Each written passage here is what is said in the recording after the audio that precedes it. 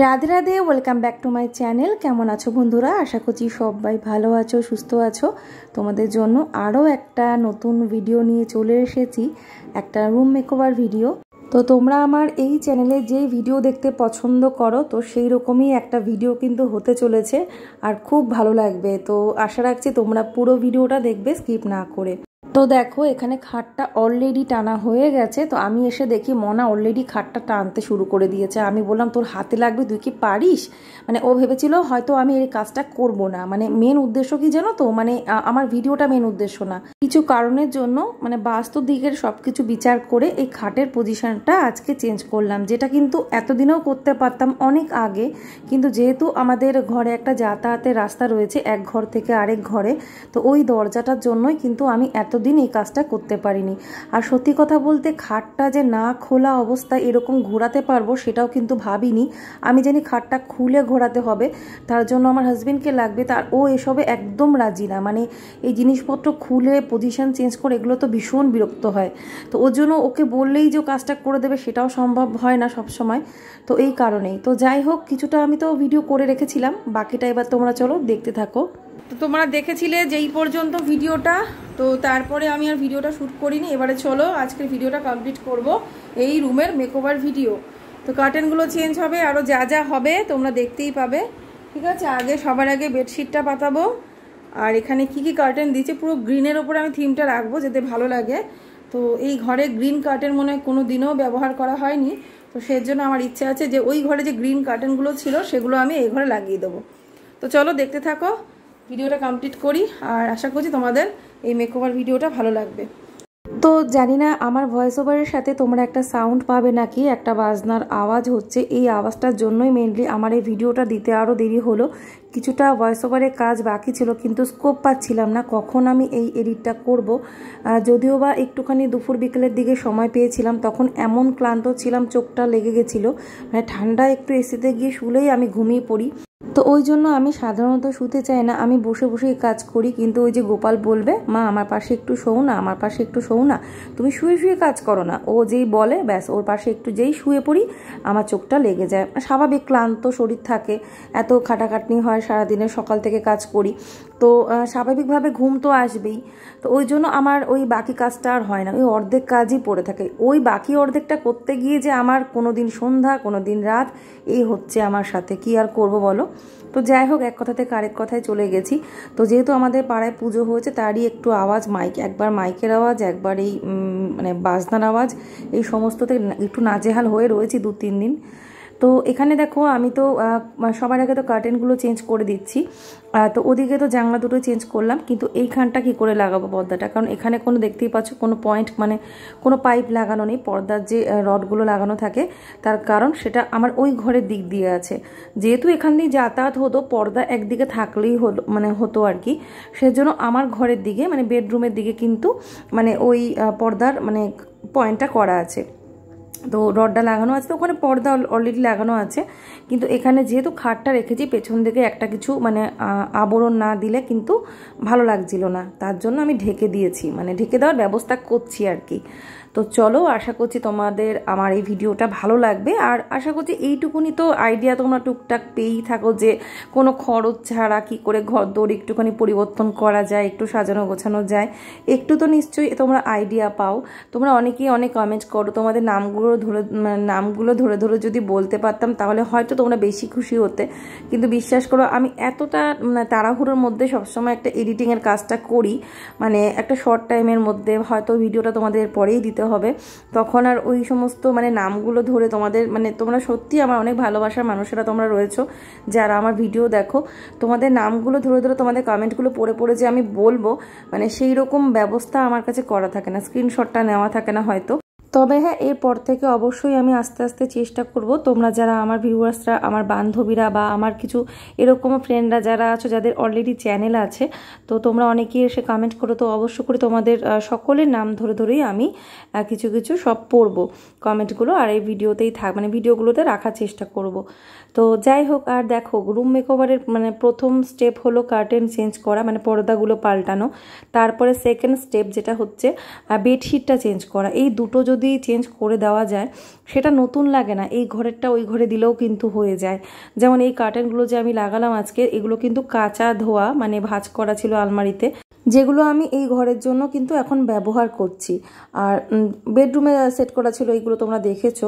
তো এইরকমভাবে কিন্তু একটু চেঞ্জ করলে মোটামুটি কিন্তু বেশ ভালোই লাগে, আমার কাছে তো খুব ভালোই লাগে। কারণ সবার পক্ষে সবসময় সম্ভব হয় না নতুন নতুন জিনিস কিনে কিনে ঘর সাজানো। তো দেখো এখানে এই যে এই বালিশের কভারগুলো লাগিয়েছিলাম, তো এগুলো না খুব যে ভালো লাগছিল তা না, কারণ পুরোটাই আলাদা প্যাটার্ন। আর দেখলাম যে এর সাথে পিলো কভারটাও মানে সরি সাইড পিলো কভারটা ছিল না ম্যাচ করা, তো ওর জন্য আমি দেখলাম ইয়েলোটা দিয়ে দিই, বাই কালার দিয়ে দিই, যা লাগে ভালোই লাগবে, আশা করি খারাপ লাগবে না। সেজন্য এই দুটো আমি আবার খুলেছি, খুলে এই সেম কালারে এই যে সাইড পিলোটার কভারটা আমি সেট করে দিয়েছি। তো এবারে এই পিলোগুলো আমি একই রকম দিলাম, নাহলে অড লাগছিল, মানে মাথায় বালিশের একরকম সাইড বালিশের একরকম ভালো লাগছিল না, সেজন্য একটু বাই কালারেই রাখছি। তো আর এই চাদরগুলোর তো তোমরা জানো নতুন, এই যে বেডশিটটা পাতিয়েছি এটা কিন্তু নতুন, এইটাই নতুন শুধুমাত্র। তার কারণ এটা হচ্ছে ওই যে কলকাতা গোড়াবাজার থেকে কিনেছিলাম, আর খুবই অল্প দামের মধ্যে, 300 টাকা মনে হয় হবে এরকমই, যদিও তখন সেল চলছিল। তো আর এখানে এই যে এবার একটু সাজিয়ে গুছিয়ে নিই, তারপরে তো পুরো ঘরটা তোমাদের দেখাবই। তো নিজের আইডিয়াতে একটু বুদ্ধি খাটিয়ে একটু মানে একটু সময় দিতে হবে, তার সাথে একটু তো পরিশ্রম করতে হবে। যেমন দেখো আমি এই ঘরটার কাজ কিন্তু একদিনে করিনি, মানে কিছুটা করে রেখে দিয়েছিলাম, তারপরে তো পরপর দুদিন ব্যস্ততা ছিল।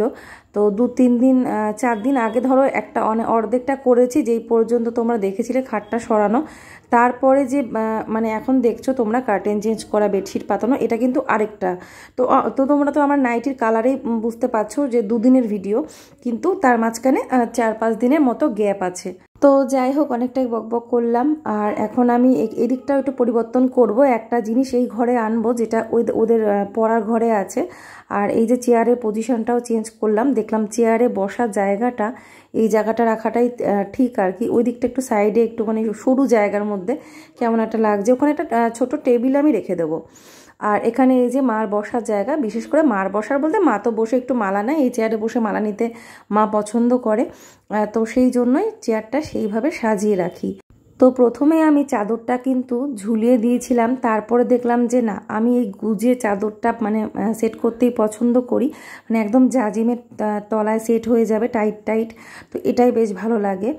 আর তো দেখলাম যে বাকি জিনিসগুলো সাজানোর আগে ঘরটাকে মুছে নিই, ধুলোবালিটা কিন্তু ঝেড়ে আমি আগেই ফেলে দিয়েছি, নোংরা প্রচুর বেরিয়েছিল।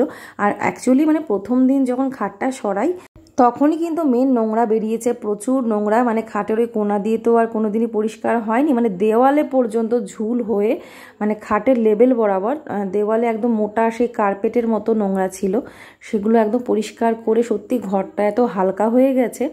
আর মা খুব খুশি এই ঘরটা পরিবর্তন করাতে, আর সবার পছন্দ হয়েছে, মানে প্রত্যেকের পছন্দ হয়েছে। আর বোনেরা যখন বেড়াতে আসবে ওদেরও খুব ভালো লাগবে। তো আর ঘরটা আগে একটু মুছে নিলাম, এবার বাকি জিনিসগুলো রাখবো। তো এখানে নতুন একটা পাপোশ বিছিয়ে দিলাম, আর এই কর্নারে একটা টেবিল এবার রাখছি। তো চলো মানে সাজাই, তোমরা একটু দেখে নাও, তারপরে আবার তোমাদের সাথে কথা বলছি।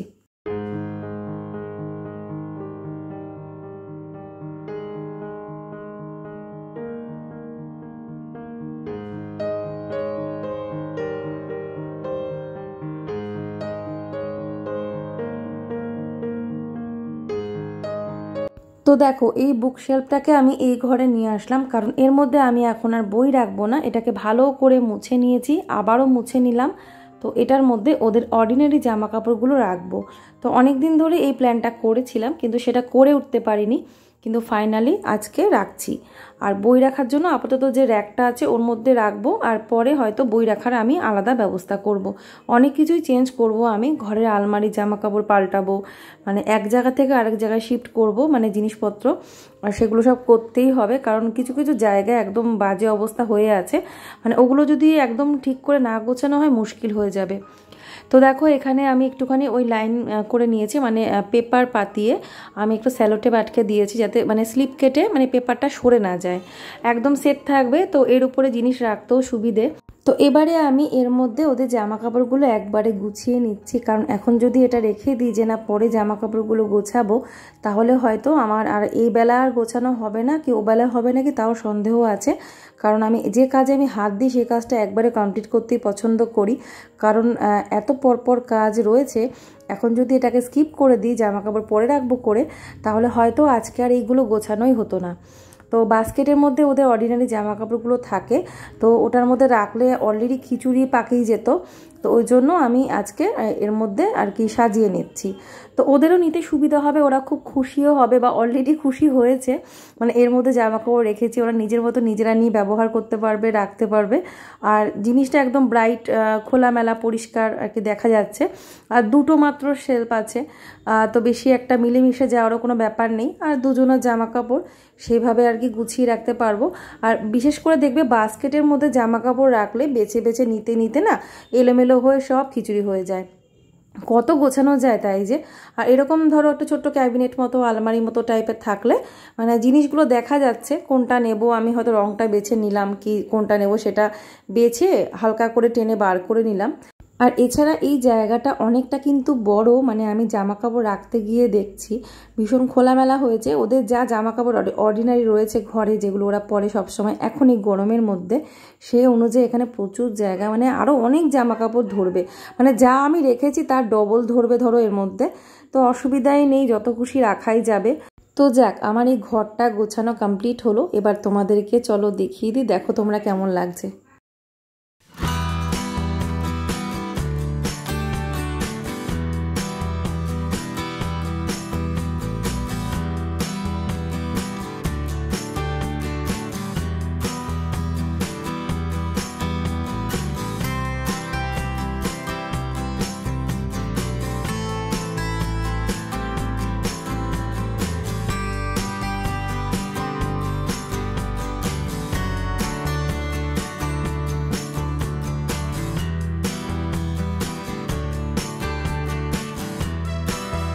তো দেখো কেমন লাগছে ঘরটা, আর অবশ্য করেই কিন্তু তোমরা কমেন্ট করে জানাবে। আর পুরো ঘরটার লুকটা তোমাদের ভালো করে দেখিয়ে নিলাম। এবারে চলো তোমাদেরকে ডিটেলস বলে দিই কোথায় কি রাখলাম, কিভাবে রাখলাম, কেন রাখলাম, সবটা তোমরা শুনে নাও। আমি আর ভয়েস ওভার দিচ্ছি না, একবারে সরাসরি ভিডিওর মধ্যেই কথা বলেছি, তোমরা শুনে নাও। তো দেখো ঘরটা দেখতে কেমন লাগছে তোমরা অবশ্যই জানিও। আর পর্দাগুলো দিয়ে আমি তোমাদের দেখাচ্ছি, আগে খোলা অবস্থায় দেখো জানলাগুলো খোলা রয়েছে, এই অবস্থা কেমন লাগছে আগে পুরো লুকটা দেখে নাও, তারপরে আমি পর্দাগুলো দিয়ে দেবো। কার্টেনগুলো মানে দেওয়া অবস্থায় কেমন লাগছে সেটাও আমি তোমাদের সাথে শেয়ার করব। তো চলো দেখতে থাকো। আর আমার কাছে তো খুব সুন্দর লাগছে, জানি না তোমাদের কাছে কেমন লাগছে, মানে ক্যামেরার ওপার থেকে কেমন লাগছে সেটা তোমরাই বলতে পারবে। আর আমার কাছে ভীষণ ভালো লাগছে। তো দেখো একটা মশা ঘুরছে কীরকম দেখা গেল ফ্ল্যাশ লাইটে। তো এই হলো ওভারঅল লুকটা এই ঘরের। আর জানি না কেন কি একটা সমস্যা হচ্ছে, ওয়াইড অ্যাঙ্গেলে দেখাতে গেলে এখানে একটা ব্লার টাইপের আসছে আর কি, পুরো ক্লিয়ার আসছে না, তাহলে আরও ভালোভাবে তোমাদের দেখাতে পারতাম, মানে একবারে আর কি। তো আমি দেখিয়ে দিচ্ছি, দেখে নাও পুরো ঘরের লুকটা। এই হচ্ছে পুরো ঘরটা। এখানে বেডটা রেখেছি, আগে তো বেডটা এই সাইডে ছিল, হচ্ছে পূর্ব দিকটা। তো পূর্ব দিক উত্তর পূর্ব কোণা আমাদের বাড়ির এই কর্নারটা, তো সেই জন্য আমি এই কর্নারটা ফাঁকা রেখেছি। তো অনেক আগে থেকেই জানতাম, কিন্তু কোনোভাবে খাটটা সরানো যাবে কিনা সেটা পসিবল হয়নি, কিন্তু তাও এবার মানে সম্ভব হলো আর কি। তো সেই জন্য খাটটাকে এইদিকে নিতে পেরেছি বলে এদিকটা হালকা হয়ে গেছে, এখন বেশ খোলামেলা হয়েছে। আগে তো এই জানলাটা পুরো খোলা যেত না, তো এখন নিচের জানলাটাও, নিচের পাটটাও কিন্তু খোলা যায়। এখন এমনি বন্ধ করা আছে, কিন্তু নিচের পাটটাও পুরো খুলে দেওয়া যায়, সুন্দর আলো বাতাস আসে। আর শীতকালে আরও সুবিধা হবে, কেন রোদ আসবে, মানে তখন পুরোটা খুলে দিলে আরও বেশি আলো ঝলমলে একটা ব্যাপার থাকবে। আর এই যে খাটটা এখানে রেখেছি, আর শুধু পিলো কভারগুলো ম্যাচ করিনি, একটু বাই কালারেই রাখলাম, কারণ এই কালারের পিলো কভারগুলো অনেক বড় বড়, তো ওই জন্য আমি এই বালিশগুলোতে লাগালে একদম ভালো লাগবে না, সেজন্য আমি এই হলুদ কালারটা দিলাম। তার কারণ হচ্ছে যেহেতু সাইড পিলোটার সাথে ম্যাচ আছে, আর এখানে সাইড পিলো থাকে আর কি, যেহেতু মিষ্টু ঘুমোয়, আবার এমনিতে থাকে এই বিছানায় একটা মানে কোল বালিশ দরকার। এই কর্নারটা কি রাখবো ভেবেই পাচ্ছিলাম না, সেজন্য এই টেবিলটা রেখে দিয়েছি আপাতত। আর এখানটা ফাঁকাই আছে, এখানে জানলাটা, এই সাইডে একটা জানলা। আর এবার খাটের ওই মাথার সাইডটা দেখো, ওইখানে একটা আমি এরকম একটা আর্টিফিশিয়াল ফ্লাওয়ার ভাস রেখেছি। তো এই দেওয়ালটা এখন ফাঁকা ফাঁকা লাগছে, সেজন্য এই দিকটাতে রাখলাম, কারণ এদিকে আমি ঠাকুরের ফটো লাগাতে পারতাম, মানে কৃষ্ণের সুন্দর মানে মনার হাতের আঁকা কিছু ফটো ছিল, কিন্তু যেহেতু ওদিকটায় পা দিয়ে শোয়া হয়, মানে এদিকটা পূর্ব দিকে মাথা দিয়ে ওদিকে পা দিয়ে শোয়া হয়, তো ঠাকুরের ফটোর দিকে পাটা যাবে, সেজন্য ওদিকের কোনো ফটো দিলাম না, আমি এইটা রেখে দিয়েছি। আর এই যে আমার ওই ঘরের দিকটা, মানে আমার বেডরুমের সাইড হচ্ছে এইটা, তো এখান দিয়ে তো দরজাটা নষ্ট হয়ে গেছে, তা ওদিক দিয়েও বন্ধ থাকে, এসি চালানো হয় বলে, আর এদিক দিয়ে তো বন্ধ থাকেই, সেজন্য এই দিকটা দিয়ে যাতায়াত হয়ই না বলতে গেলে, তো সেজন্য এই দিকটা এরকম আটকেই দিলাম। আমি একটা বসার চেয়ার রেখেছি, চেয়ারটা প্রথমে ওই দিকে রেখেছিলাম, কিন্তু ওটা একদম কোনার সাইড হয়ে যাচ্ছে, তো ভাবলাম যে ওদিকে রাখার থেকে এই দিকটায় রাখি, তো ওই জন্য খাটের পাশে রেখেছি। মা যেহেতু বসে মালা নেয়, আর এখানে এই যে মার আলমারিটা, এর মধ্যে শুধু মায়ের জিনিসই আছে, আর কারোর জিনিস নেই। আর এখানে ওদের জামা কাপড় রাখার জন্য আমি এই ছোট্ট এই ক্যাবিনেটটা ব্যবহার করছি, মানে এটা ওদের বই রাখা হতো আগে, তো এর মধ্যে বইগুলো ঠিক করে অর্গানাইজ করে রাখা যায় না, সব মিশে যায়, আর বই রাখার আমি অন্য ব্যবস্থা করব, তো সেজন্য এর মধ্যে ওদের জামা কাপড় রেখেছি। তো এটা যেহেতু ওদের জিনিস, তার জন্য ওদের জন্য দুটো এরকম পুতুল দিয়ে সাজিয়ে দিলাম, কারণ কী রাখবো ভেবে পাচ্ছিলাম না, আর ফোন চার্জ দেওয়ার সময় এই জায়গাটা কাজে লাগবে, কিছু টুকটাক রাখাও যাবে। তো এই যে এখানে ওদের সব অর্ডিনারি জামা কাপড়, যেগুলো বাস্কেটে রাখতাম, সেই ছোট থেকে বাস্কেটে জামা কাপড় রাখছি, আর কতদিনই বা রাখবো, তো ভাবলাম তাহলে এটার মধ্যে রাখি। অনেক আগে থেকেই ভেবেছিলাম এটাকে না জামা কাপড়, ওদের অর্ডিনারি জামা কাপড় রাখার জন্য ব্যবহার করব, তো সেটা আলটিমেটলি আজকেই করলাম। তো আমার মনে হলো যে এর মধ্যে জামা কাপড়গুলো ভালো থাকবে, কারণ ওই বাস্কেটের মধ্যে সব খিচুড়ি হয়ে যায়, মিশে যায়, এর মধ্যে দেখো সব দেখা যাচ্ছে, যেটা ইচ্ছে সেটা বার করে নেওয়া যাবে, আবার সুন্দর ভাঁজ করে রেখে দেওয়া যাবে, সুন্দর ছোট্ট আলমারির মতো। তো মিষ্টু আর গোপালের জামা কাপড়, এদিকে আছে মিষ্টুর জামা কাপড়, এদিকে গোপালের জামা কাপড়, মিডিলে আছে কিছু স্যান্ডো গেঞ্জি, ওদেরই গোপালেরই সব, মিষ্টুর না। আর নিচে এই যে ওদের প্যান্টগুলো রেখেছি, ঘরে পরার প্যান্ট, আর এখানে আছেই সব মিষ্টু টুকটাক আছে, গোপালেরও আছে, দুজনে মিলিয়ে মিশিয়ে রেখেছি, এক সাইডে ওর আর এক সাইডে ওর, এইরকমভাবে রেখেছি। তো আমি যদি মনে করি যে ওপরের তাকটা মিষ্টু রাখবো কি ওপরের তাকটা গোপালে রাখবো, তাতে হবে না, দুজনের একজন ঠিক বলবে আমারগুলো নিচে রেখেছো কেন, সেজন্য মিলিয়ে মিশিয়ে রেখেছি, কেউ যেন বলতে না পারে যে আমারটা নিচের তাকে রেখেছো কেন, মানে বই রাখলেও সমস্যা হতো, আমার বই নিচের তাকে রাখবে না। তো যাই হোক, মিষ্টু অতটা ঝামেলা করতো না বলে মিষ্টুর বইগুলো নিচে রাখতাম, কিন্তু জামা কাপড় রাখার ক্ষেত্রে আমি দেখলাম ওপরে জামাগুলো রাখি, নিচে প্যান্টগুলো রাখি আর কি, তো এইভাবে রেখেছি। আরও কিছু অনেক কিছু রাখা যাবে, দেখতেই পাচ্ছ কত জায়গা, আরও জামা কাপড় ওদের রাখবো। আপাতত যেগুলো মানে অর্ডিনারি পরছে তাও আছে, এই যে গরমে এগুলো পরতে পারবে না, এগুলো রেখেছি। আরও কিছু হয়তো বেরোবে, সেগুলো শুকনো হলে হয়তো শুকনো আছেও, ভাঁজ করে আবার ঢুকিয়ে দেবো। মোটামুটি অনেক জায়গা, কোনো অভাব নেই জায়গা ওদের জামা কাপড়, অর্ডিনারি জামা কাপড় রাখার জন্য। তো ঠিক আছে, এই হলো ওদের আলমারি, ঘরে পরা জামা কাপড় রাখার জন্য।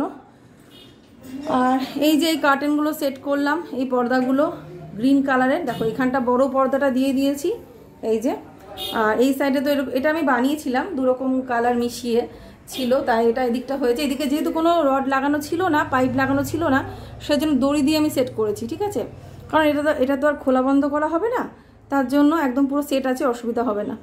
সো ফ্রেন্ডস, এই দেখো পর্দা দেওয়া অবস্থা এইরকম লাগছে, তবে হ্যাঁ এই পর্দার কালারগুলো যেহেতু একদম লাইট কালার, তো যদি রাতের দিকের একটা শট নিতে পারতাম, এই ভিডিওতে রাখতে পারতাম, তাহলে হয়তো তোমরা আরও ভালোভাবে বুঝতে পারতে। তো যাই হোক, লাইট কালারের ঘর সবসময় বড় লাগে, দেখতে সুন্দর লাগে, স্ট্যান্ডার্ড লাগে। তো ভিডিওটা কেমন লাগলো অবশ্যই কমেন্ট করো, ভালো লাগলে অবশ্যই লাইক করো, শেয়ার করো, আর সাবস্ক্রাইব করো যারা এখনও সাবস্ক্রাইব করোনি। তো আজকের ভিডিওটা দিতে হয়তো অনেকটা লেট হয়ে যাবে, তো কিন্তু তবুও আমি তোমাদের সাথে যে ভিডিওটা শেয়ার করতে পারলাম এতেই আমি ভীষণ খুশি।